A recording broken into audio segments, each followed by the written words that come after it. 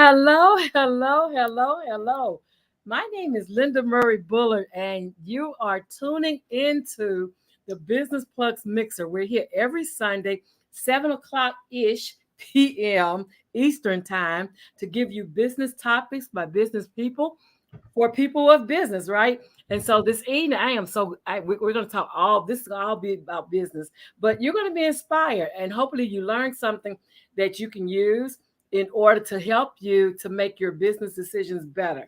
So my name again is Linda Murray Bullard. They call me the Business Plug. And this evening, I am plugging you into technology. We're talking about Coach to Go. So, and the creator of that. So, before I get to her, let me tell you right now, I am enrolling people who are 50 and over and would like to have business acumen. Like you have a business idea, you have a skill set, and you want to know how to monetize that skill set so that you can actually start getting paid for doing something you already know how to do, right? I was talking to a pianist the other day, and I was telling her, you could teach people how to play the piano. And she was like, huh? I'm like, girl, you could make money teaching people how to play the piano. Skills she already has. She doesn't have to learn another thing. And it's time to make money with that, right? And so if you are like her, you have a skill set that if you just have a skill set and you want to know how to monetize it, I can help you with that. Either I'm going to coach you through it, or in January, my next cohort starts. So I can tell you how to get in that next cohort so that you learn the whole range of it's 8 to 12 weeks of business education by the Kaufman Foundation. Like if you know the Kaufman Foundation, then you know this curriculum is going to help you get the money you want in order to build your business. That's what it's all about.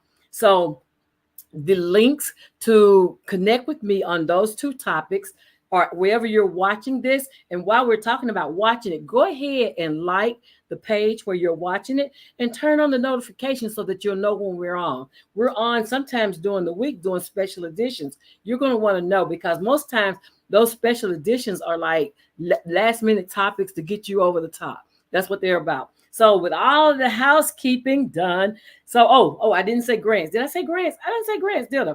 If you are interested, it's grant season. And so this is the time when people who give grants are actually looking for credible businesses that they can give grant money to. And I am passionately trying my best, giving it all I got to help for-profit businesses get grants because I know what you guys say. Only nonprofits get grant money, and that is simply not true.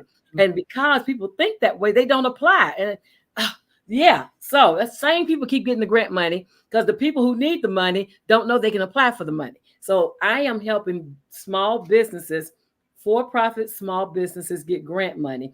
And if you're a nonprofit and you need some direction, I can give you that too. But I'm mostly helping people who are for-profit businesses get strong in the grant market streets, right? So that's what we're doing. So those are the two things I'm working on right now. And now I've done my housekeeping.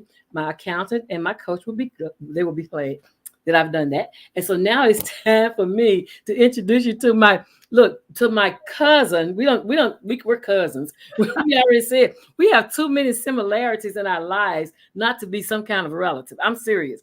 So let me introduce you to my sister girl cousin.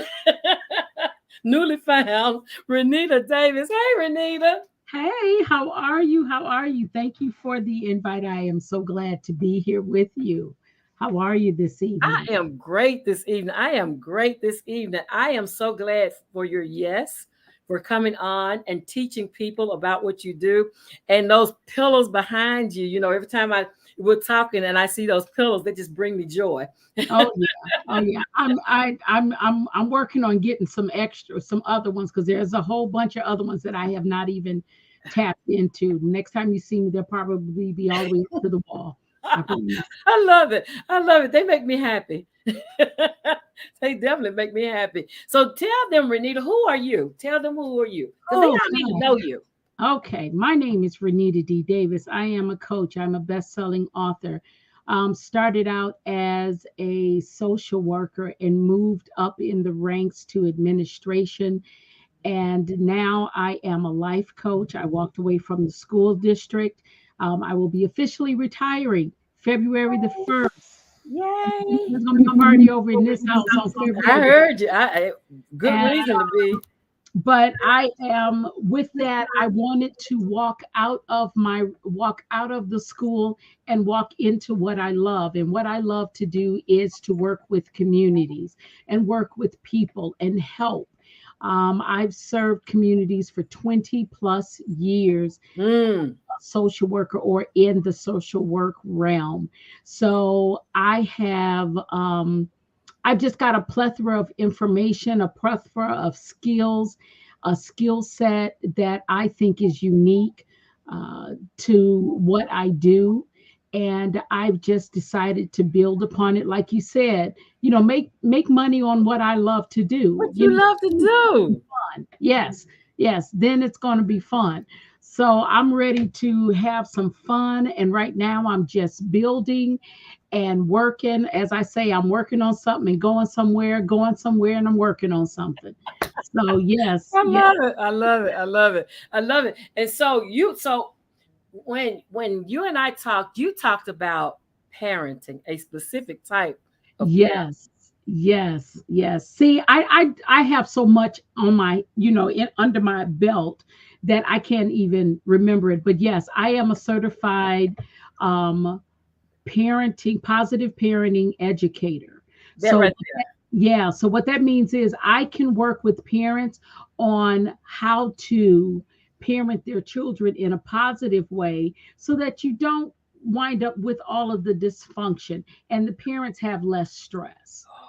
Yeah. Yeah, and see today, so there's a young lady, she's an educator, she's a young educator, and she did a video that's gone viral. And in the video, she talks about how shocked she is that children, young people, no longer respect authority. Yeah. And in doing so, she was saying that the way that they talk to one another, how the boys talk to the girls or the girls talk to the boys, or how the children, a 5-year old, right? She was talking about a 5-year old, how the 5-year old told her, "You're not my mama." And Oh, she's the teacher. look, She's the I can top you. Yesterday I was working at I was, because I'm contracted in a middle school. I mean at a private Christian school. And I'm sitting here with this young man who he was just having a tantrum. And so I said, okay, we're gonna sit here because he was in a timeout. And because I wouldn't let him throw his shoes, he called me a fat A oh, several times. And I just learned how to ignore it because you're 5 years old. You have no idea what you just said. And if you feed into the words, that's when you give them power.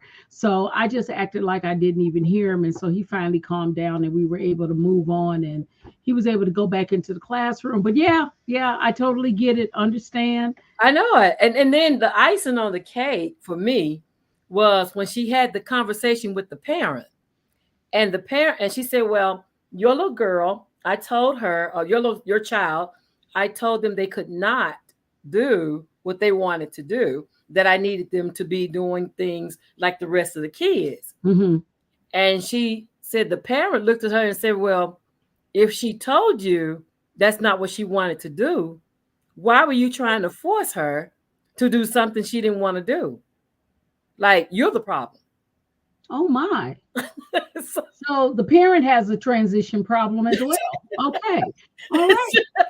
so, because it used to be, I can remember a day when just mentioning the parent corrected the behavior. With fear. Yes. Yes. It But would. in today's society, when you mention the parent, they be like, "Tell her, do tell her," because they know they know the show will begin right after you Right. tell her.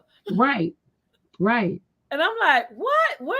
How did we get here? Like, what's Oh my happening? gosh. Yeah. What's Yeah. happening?" If you It tell the is. parent that the child is misbehaving and the parent doesn't see the misbehavior as an issue. Yeah. So Yeah. when you say That is a problem. That is a big problem. And I can tell you that part of that is when we when the adults that are parenting now were children when they had those babies, and there was no guidance in that sense. Mm. So if you don't have someone to really instill in you how to manage your behavior, how Mm. to manage your emotions, it's not so much the behavior, but the emotions. If you don't have someone to be able to walk you through that, then you can't pass that on. You can't pass it on. So you've got a dysfunction raising another dysfunction, and it just adds on to it. So it's really it's sad. It's a it's problem. it's It's a it is problem it now. is a problem. It is Because you definitely see, a yeah, problem. you see videos of teens who are in class and they've just taken over the class. And Taking the over the young class. people, God Yeah. bless them, the ones who want to teach, who are young and they're starting off their careers as educators, and they have little to no control, especially the young ladies, right? Mhm. You see video after video where the young lady is asking a teen, please do not behave in this manner. And the teen is in total disregard Yeah. and like, I'm going to do what I'm going to do. And Yeah. we'll tear up a room. Yeah. I mean, we'll curse and tear up a room. And I'm like, what? Whose It's child about is this? instilling fear. It's about that whole instilling the fear. But where are they getting that from? They're learning that from the environment that they live in. They're learning that from what they model, what's being modeled in front of them, whether it's social media, whether it's the television, whether it's the actual family, whether it's the neighborhood. There are so many components to the reasons why that um that those that it's like this. There are so many reasons why. I mean, there are so many factors, and you have to actually tackle them one at a time. Yeah. You Yeah. cannot do them all together. It's one at a time. And the first thing that you have to tackle is the parent. Have mercy. That you've got to get them to understand that where they are and how they do things is not benefiting the child. And this is the thing, because then they go into the workforce, right? Yep. And they carry that same behavior Carry the same. into the workforce. And Mhm. so then they're unemployed because people are not going to pay Right. you and Right. beg you to.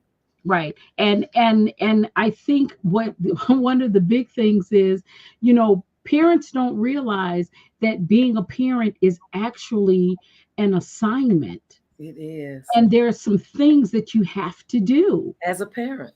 as a parent. There are some specific things that parents are supposed to do. And whether you have the baby at 12 years old, 17 years old, 30 years old, there is still that same mandate as the parent that you have to do, because you're raising another adult. Mm. And you don't know how to do that, and you don't have a tribe around you to actually support you where you fall short, that's where the problem comes in. Oh my gracious. These babies, and I love kids. I absolutely love Yeah. kids. And I even love the ones that are high energy and have that attitude, Yeah. that sass. Yeah. I say attitude, but that sassiness, right? hmm But even in that, there's a boundary. Right. Like there's a boundary where it gets disrespectful. I Right. do not condone young people being Right. disrespectful on any level, right? And Yeah. so, And the thing is, that sassiness, that's part of their makeup. So as a parent or as an adult, a caring adult, our role is to take that energy, that skill set that they have, they don't know it's a skill set, and help them manage it so that, that when they become older, that they will be able to use that same energy, that same skill set, and be productive and be positive. yeah. Because most of the sassiness, that's probably one of your lawyers. Oh That's yeah. somebody that's supposed to be on your debate team. That's somebody that's supposed to be a judge. That's somebody who is supposed to be out here advocating for others. Mm-hmm. But That's a don't leader. know. Yeah, Absolutely. that's a That's a leader. leader. Absolutely. Yeah. So if they never figure that out and they just continue to use it as a weapon, Huh. we have a problem. We Yes. have a problem, and the world is not, I mean, we're too chaotic already. We Yeah. are so chaotic already. No one's really thinking about all of these little things that used to be important, Yeah. and Yeah. they're just being thrown by the wayside. Oh my gracious. Oh my gracious. I listened to that video of that young lady, and then another young lady had posted it and shared, she shared it, and she was like, I know exactly what she means. Like, Hmm. I know that the way girls talk to boys and boys talk to girls in my classroom, and she's an educator as well. Hmm. And she was like, this young lady, she's not lying.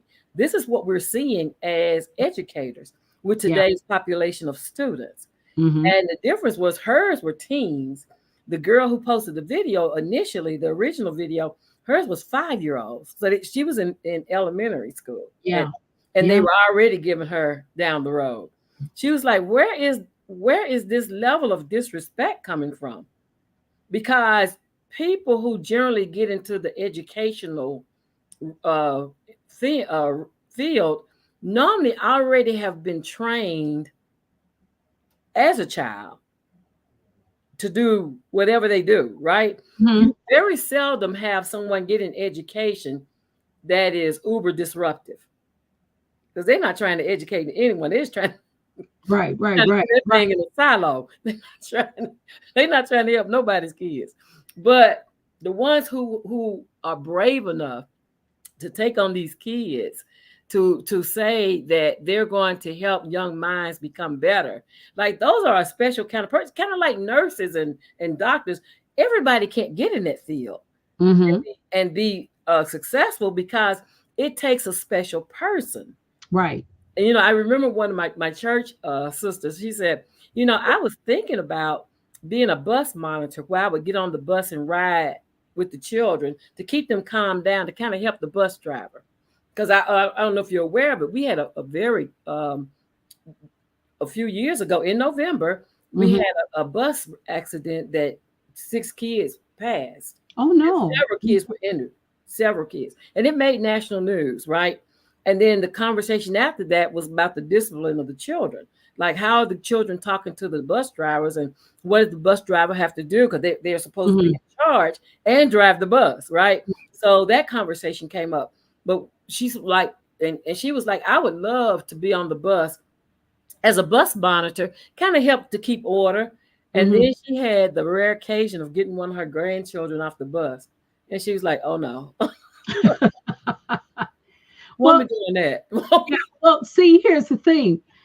Those of us who want to be the savior and help, Mm, we have a preconceived notion of what the environment is that we're going to go into. mm-hmm, And when reality hits, that's where the rubber meets the road. And mm, you recognize that there is a level of skill set that you're going to need to be able to even just monitor. You got to have, those children are going to have to trust you. yeah, How do they trust you when this is your first day? So yeah, that means you're going to have to work at it. All absolutely, right. Then absolutely. there's also going to be, you're going to have to know a little bit about child behavior, child development, Yeah, because you're going to see a whole lot of dynamics going on, and you can't just automatically assume that that's because the mother didn't do such and such and such. right, right. The parent, all of these babies, they have amazing stories, and I don't mean amazing in a positive way. Sometimes Mm, they have amazing stories, and it is nothing but the grace of God that they are still surviving. So most of the behaviors that you see, I'm also certified as a um, a childhood adolescent trauma Mm. expert. So some of those behaviors that you see are trauma effects. Mm. And, they're trying to protect themselves because something is triggering them. Yeah. The other students, they don't understand about empathy and being aware of your surroundings. There's so much teaching that needs to go on. It's just mind blowing. I know it. I know, and that's the thing, right? Because I was a youth sponsor for years, and when my oldest one was about 13, I became a youth sponsor. He's about 12, 13 years old, and those children were all church children, right? And so, and there was a level of respect and a level of fear Hmm. because you didn't, they my girlfriend and I were talking about how the kids, it became a problem because the kids got where they would mind us, but they wouldn't respect the other adults at the church, and that was a problem. Right. and Yeah. and, and but we spent time with them, right? We took Hmm. them place. We spent time trying to educate them. We were with the youth choir, and we were with youth studies, and we were, Hmm. in their world, right? Trying Right. to help them understand life. And we had some, back then it was like crack babies, where the kids parents on crack, and they were Hmm. seeing a different dynamic in the child if their parents did drugs, right? So that was the outlier. That was not like every child.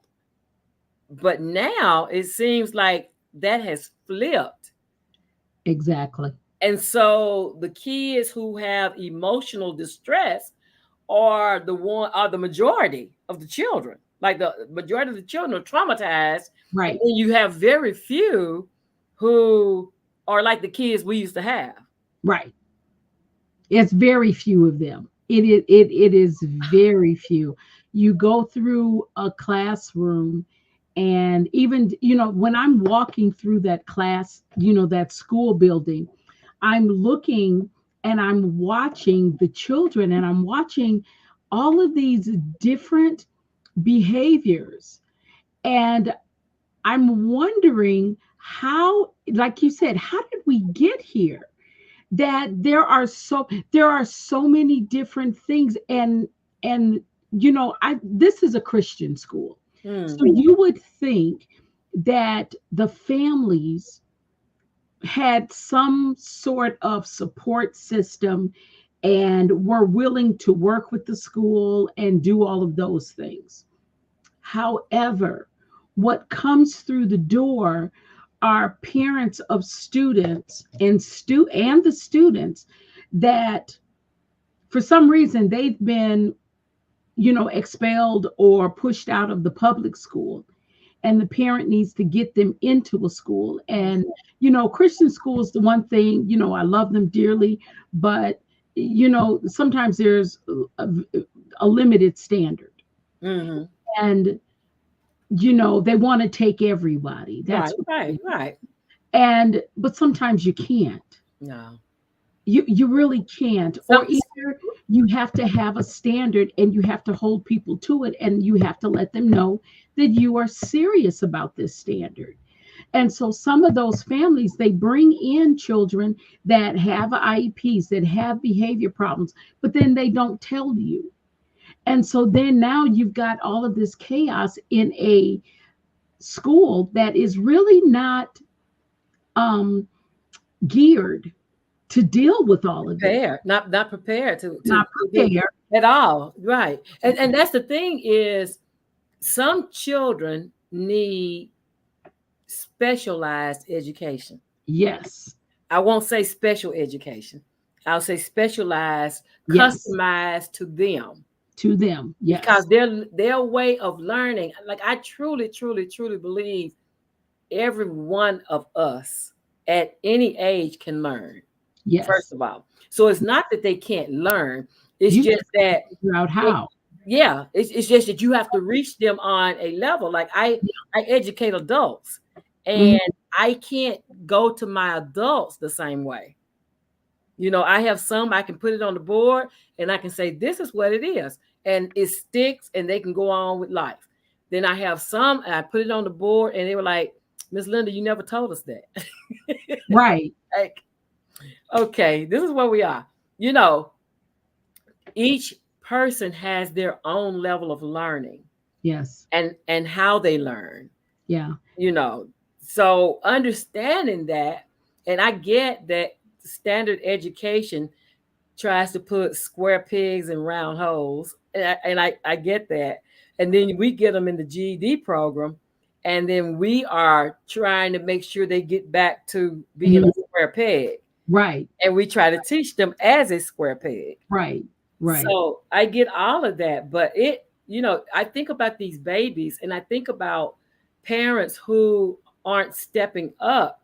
You are not supporting them in becoming successful adults. Yeah. And you know what? I'm going to advocate for those parents because some of them, they don't know how. I Their know. idea, what the thing that they're focusing on is going to work, getting that next meal on the table, Mm, and you know they have to prioritize their priorities. mm, And if there is, like I said, if there's not that tribe there, or there's not that community of support, it mm. is very difficult. I don't care if it's a single parent or if it's a two household parent, you know, a household with two parents. It is still the same thing. Everyone needs support. Yeah. And if there is no support, I look at the teachers. It's not the teacher's job to be the social worker, the No. counselor, the doctor, the mother, but that's what you sign up for when you become an That's educator. that's part of the role. I mean, you The play it. role. Yeah. Right, If you work with them at all, if you work with right. young people at Exactly. all. Exactly. But when you have that and that's what you want to do, but you don't understand the population that you're working with, Mm, you don't have all of the information that you need to work with this population. You are afraid of the population, mm, or you have parents that are not helping. See, it's a big cycle. It's like teachers here, parents here, school here, and everybody's running past each other, and yeah. nobody is working together. Yeah. You And that, I went to a trip with some people, and we were taking some young girls, teens, to this place, and this organization helps teens. I mean, they were working know? with the girls that they brought with them, and we stayed there. We got back about 7 or something, but then late at night, like 9:30, one of the kids' parents hadn't shown up, and what was said was they want you, if you provide a program, an outlet for that child, they want you to be responsible for getting them from home and back to home. That is the requirement for them to Mhm. participate. Like the parent wants no part in Right. any of it. And so I'm like, but as a parent, you drop them off, and when You they're back, you pick go 'em up. pick them up. You pick them up. Yeah. And they were like, no. They were like, well, we didn't know we had to pick her up.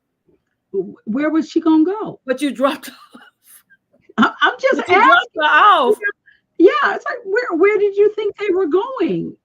Um, and it's interesting that the only way you get parents to move when they're in that mindset, because again, that is a mindset. It is And definitely everything is mindset. about shifting that mindset. So when you get people in that type of mindset, you have to up the ante. I always tell the teachers that I work with and anyone that's in education, if you can outsmart the person that you're working with.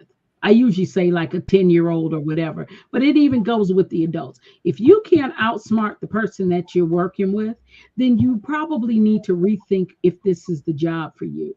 So, what you would have to do in that situation, because if a parent refuses to pick up a child, that falls into the area of neglect and abandonment. Yeah, I mean, And you have to let them know that. I you, just, I, it, yeah. they've been gone. Like we left at 7 that morning, Hmm. and you have not seen your child today. Yeah. Yeah. And when we come back, You're not there to pick that child up. Yeah. it blows my mind that people are so different about their kids. It blows my mind because I my oldest one so had him extremely young and had one of his teachers say, "Can you not come to school? Because we need to be able to teach him without you." Like I was Right. I was sitting in school like that's my Right. baby. Like, what are you Right. teaching him? Like, how can I support him? I'm here for him, Right. Right. Right. And had the teacher say, "No, no, no, cut the cord, let him go." And we It's got him. we, yeah. we got him. But that was my first one. And I'm like, no, every step of his way, I want him to look up and see mama, you know. Right. Exactly. But Yeah. It now, is. It is a very, it's a complicated but yet not situation that we're in. And it all, I talked about the mindset. yeah, There, somewhere down the line, there was a shift of the value of, yeah, and you can feel anything in that, the yeah. value of parenting, the value of school in general, Mm, value of education, the mm, value of the teacher, mm. the teacher's value of the child, the teacher's value of the community. I mean, the value of, we've just lost some of that. And because we have, we're it's almost like we're starting over again. Yeah. It's And almost like we need to start over again. it's one person at a time, but we Yeah. don't have time to do one person at a time if we're going to save, you know Yeah. save, yeah, Yeah. save humanity, and do it one at a time. Yeah. I mean, I know people that are working diligently to Hmm. support young people and have a passion for, helping them have their best lives and helping them, by guiding them a different way and exposing them to mindsets and situations they wouldn't get any other way. Right. And then, you see them as honor students and they are, all of these certificates, they're doing well, they're doing this, they're doing that. And they make the covers of the news stories. And then they get grown and you hear that they got shot, being somewhere you would have never thought they were. Yeah. It's disheartening. Yeah. It's disheartening. And it's like, save our kids. Like, how can we save our children? Yeah. Because there's a war going on out here, and these babies, you Yeah. know, And I listened when they said these 5-year-olds. So there's a song that's out, and they say these 5-year-olds, they're trying to show them some of the kids' stories to educate them that teacher talked mhm, about. She said, but no, they want to hear this video about adult behavior. right. And she's like, how are you 5 years old? And this is what you want to listen to. But again, it goes back to what you said. It's because they come from an environment where that's supported Right. and where that's the norm. Hmm. And And you know what else has affected it? And I'm really getting tired of saying this, but it's fact. We have had the best experiment on learning mm, when COVID hit. you're right. You're right. You saw, from the smartest down to the one that struggles, the being absent from the environment of learning decreased. They lost social skills, Yeah. they lost academic Yeah. skills, all of these things, because you have to remember, those parents, what were the parents doing? They were either trying to keep their family safe, trying to continue to, where were they going to work because things were shutting down? I mean, it was just utter chaos. Chaotic. Yeah. Chaotic. Absolutely. So, All the way around. yeah. So we're even starting from there. So, and we haven't caught up yet. No. Studies show that we haven't caught up, and it's going to take at more than 3 years of the time that we lost to catch up. Yeah. Yeah, because we So, still have to go ahead mhm, from wherever we are. Like every year we're getting further behind, right? maybe behind, because people are just like, well, we'll skip over that and move over here. No, you can't. It's a It's developmental progression, thing. right? It's Yeah, progressive, right? so if they didn't get, if their developmental stage did not form properly, you can't move them into something else Yeah. And that's because what it's going one to of be totally foreign. yeah, one of my clients, she is a guidance counselor, and she was talking in her paper. I got an opportunity to read one of her papers, and she talked about the kids who are 11th graders and seniors now, right now, or Hmm. the kids who never had a ninth grade experience Yeah. because it was in the midst of the ninth grade experience Yes. when COVID Exactly. hit. And Yes. and that ninth grade experience is supposed to show you how to transition in life Yeah. because you went from middle school Hmm. to high school Yes. and you went from a different environment to Right. now a more leadership type environment where you take control, you make suggestions, you get to pin out your schedule, you get to make choices about you. They didn't get that. Right. And remember, that's still, and they're still in the developmental stage. They're Yeah. still trying to find out who they are, where they fit. Yeah. So they had a whole year of not fitting. Yeah. It Yeah. it it is such a phenom.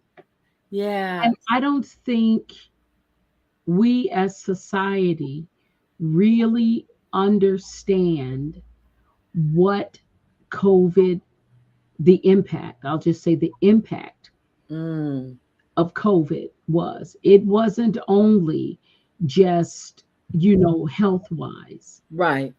you know, but there were so many other impacts that COVID had So on many. the nation. Absolutely. And And they the never different know things. all. Yeah. Yeah, And we won't know, right? We'll know as we go because we're right. learning. I It's like suffer from building a plane as you fly it. Yeah. yeah, exactly. Yeah. I suffer from, the catastrophic part of it. And I have what's called long COVID. Like Hmm. I still have 2 years later, I'm still going through the effects of what I went through. Hmm. And so you think about these babies who, in life, like I'm 63, so I have life to compare it to. So I can actually see what's normal and what's not. But Right. you think about they don't know is abnormal Right. because they have very little to compare it to. Hmm. And so it's a whole different thing. And we Yeah. think about how can we set these young people up? How can we help support them to help them to be more successful in their adulthood, right? And first of all, we must teach them how to be respectful of themselves and of others. Yeah. And some of that comes with time. When I was a social worker in a middle school, and most people would hate being in a middle school because that's where it's like they're coming out of elementary and now they think they're grown, and they're just buck wild. They're trying everything, they're doing everything. And but I loved it because what I realized is I can't change them day one of school starting. But Yeah.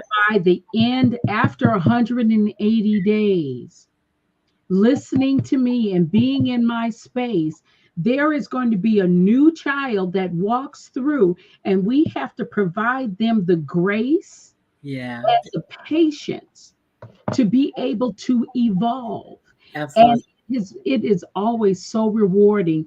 The last month or so of school, so we're talking, let's see, May and June, April, May, and June, I start seeing these students, these young men and these young women make the decisions about, you know what, Mrs. Davis, I just really don't, I'm tired of this. I don't want to do this. I'm going.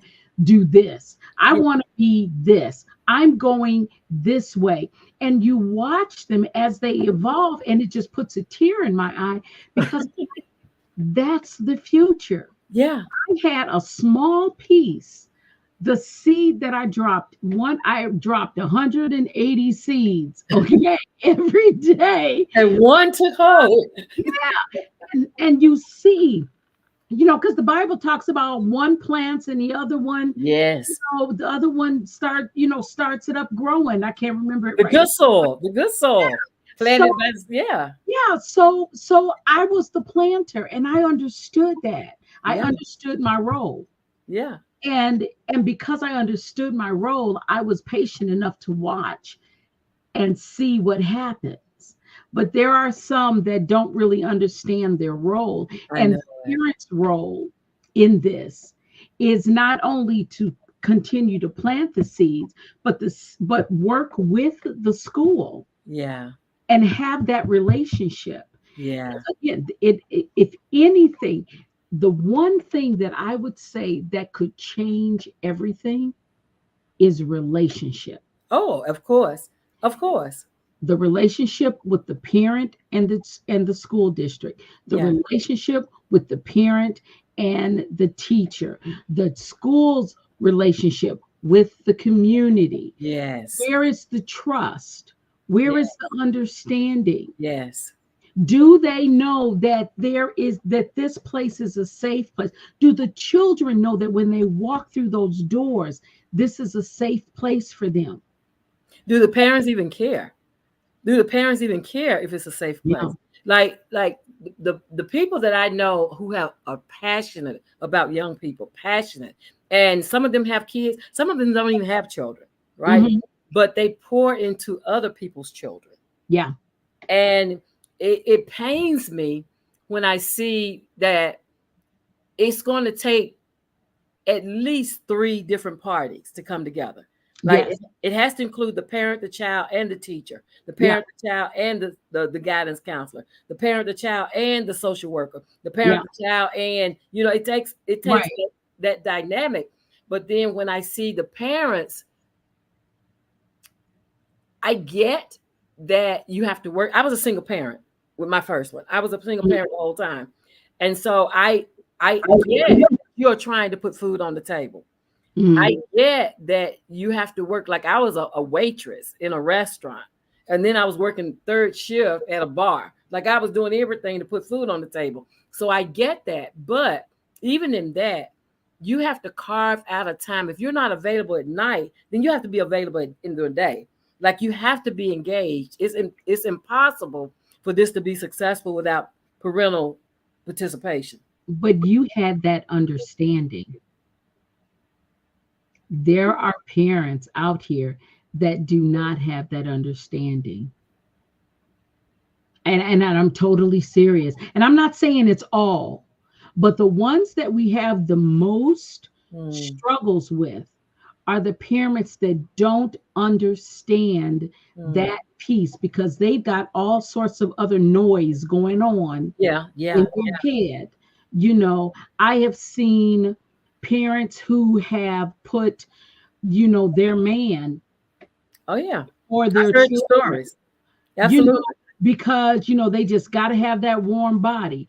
And Absolutely. that's when I have to pull the parent to the side, close the door, and have that difficult conversation with them so that they can get it, because again, that's something that they have not been able to deal with themselves, Absolutely. and they carried it into their adulthood about being abandoned, about being alone. Mm, And still, they're also putting it on their child because they're abandoning their child. mm. Leaving them out here for this other thing, this other interest, you Yeah. know.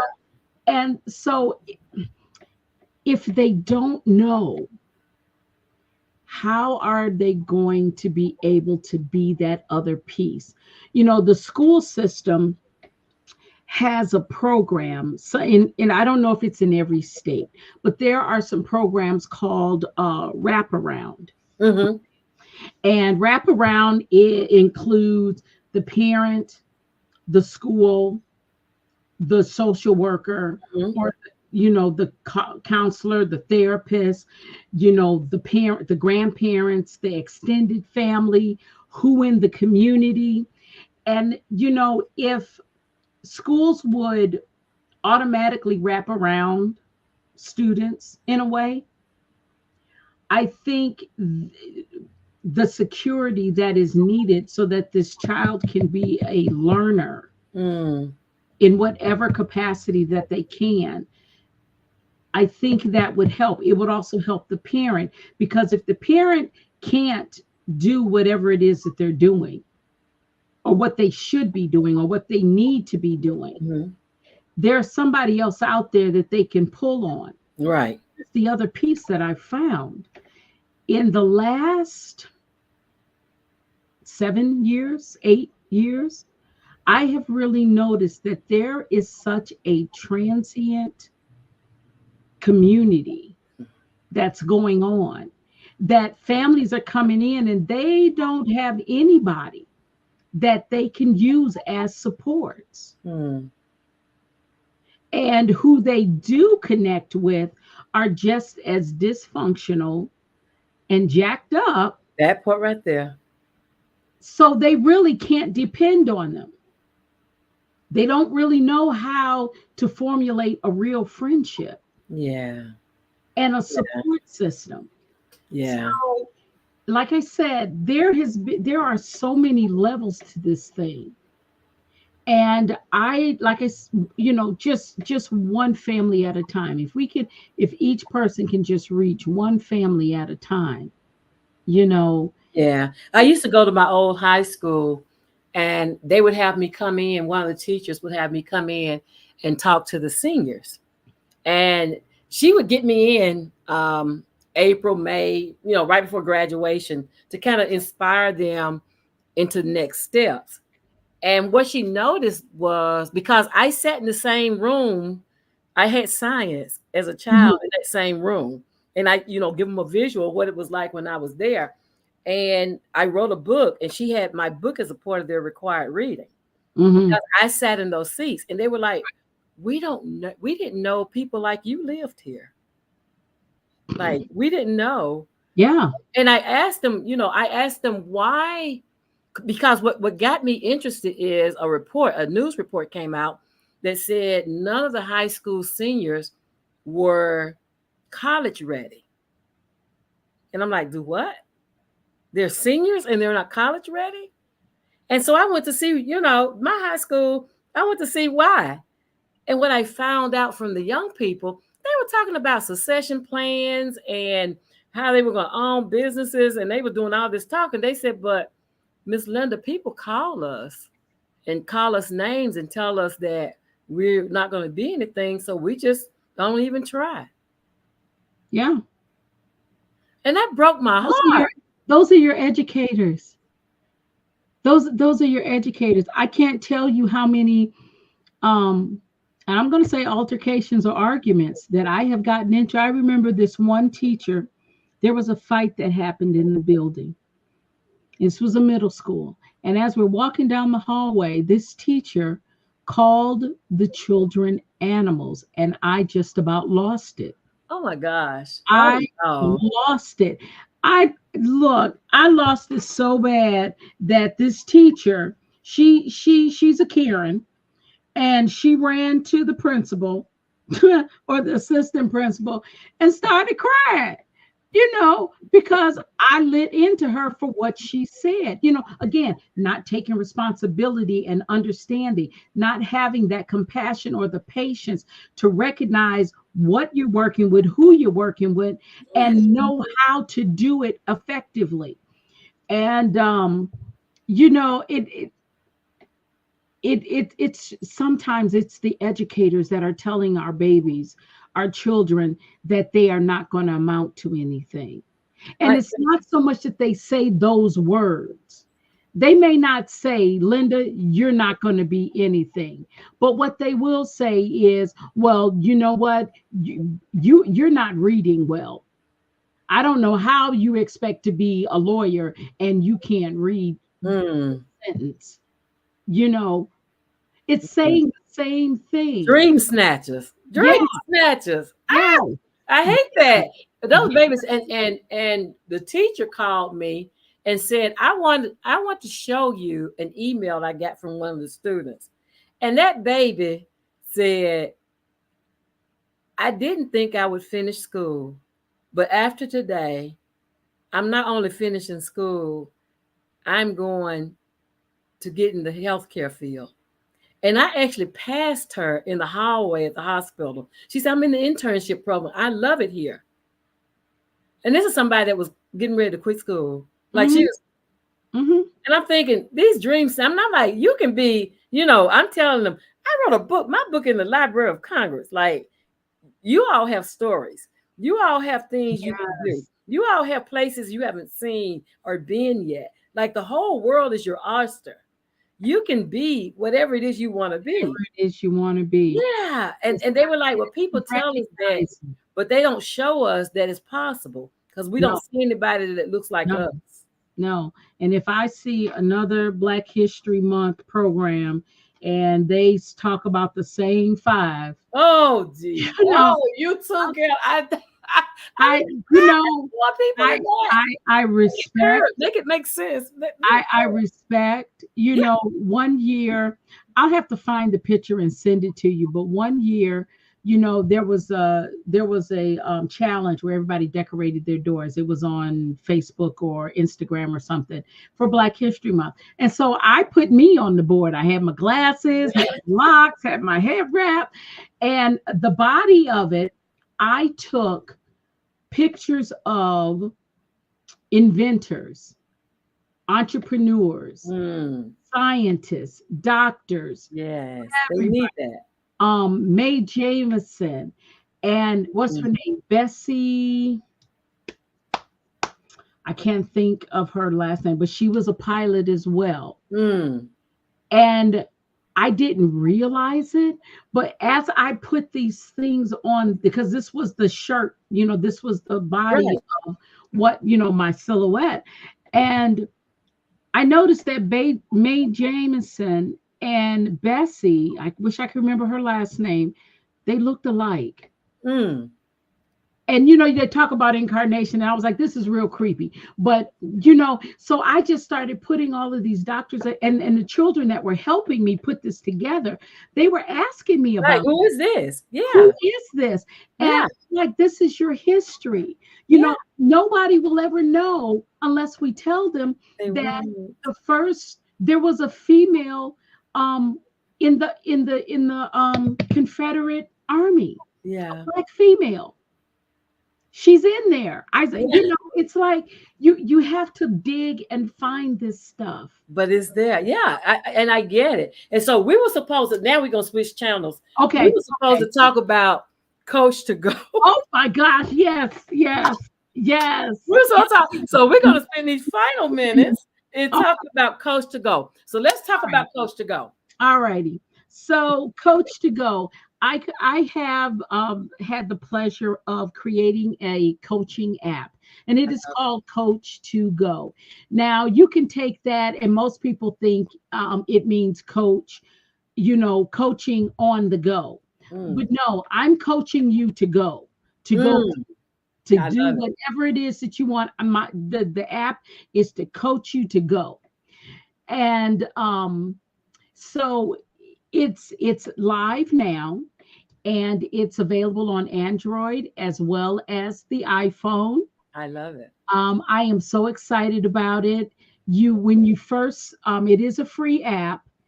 When you get in there, you get 5 days of me just giving you um, just little snippets of just how to just change your mindset. I talk about fear. I talk Mhm. about the key to setting goals, all of these things, right? So I do that, and they drop every 24 hours. So you got 5 days of me. And then there's a call to action, and you have a conversation with me personally, because I'm Mm, not leaving that personal piece of it out. yes. And we sit and we have a conversation, a phone conversation. I want to know where you are And where do you want to go next? Because Yeah. if you want to go next, then there's a subscription, and we spend and I talked to you about the 7 steps to exacting change. Okay, and we talk about how to make that change and how it affects us, and you have homework. You're able to connect with a chat community, Yes. and I'm also on that chat as well. So again, you're still having that contact with me. Mm. After that is done, after those 7 steps are completed, then and only then we come back and have another conversation. And then if you want to be personal with me and it's just you and me, that's another level that we go to, and you will still have access to me.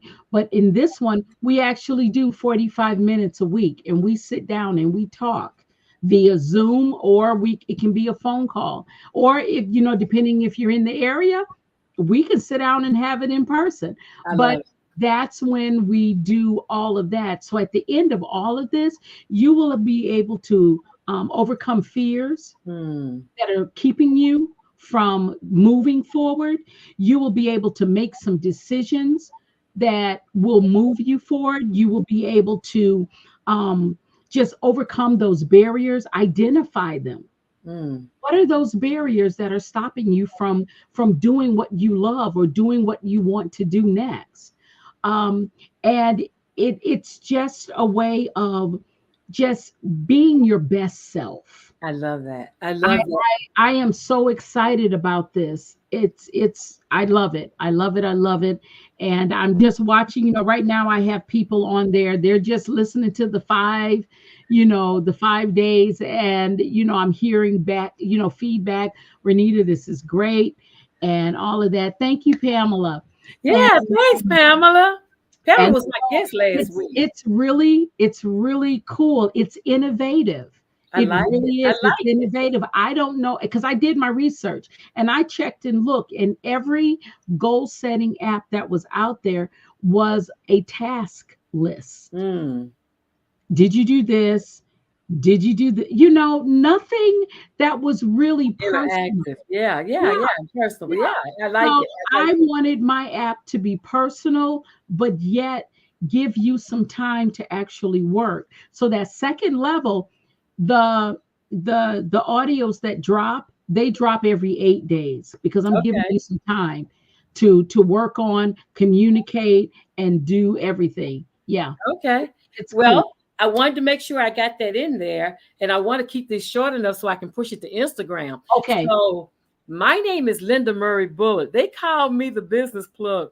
I just plugged you into a whole conversation about your children. But in addition to that, I plugged you into Coach to Go. You will find the link to it wherever you're watching this video. Go ahead and reach out to her, and I'll see you next week, 7 p.m. on the Business Plugs Mixer. You all have a great evening. I'll see you next week. Bye bye.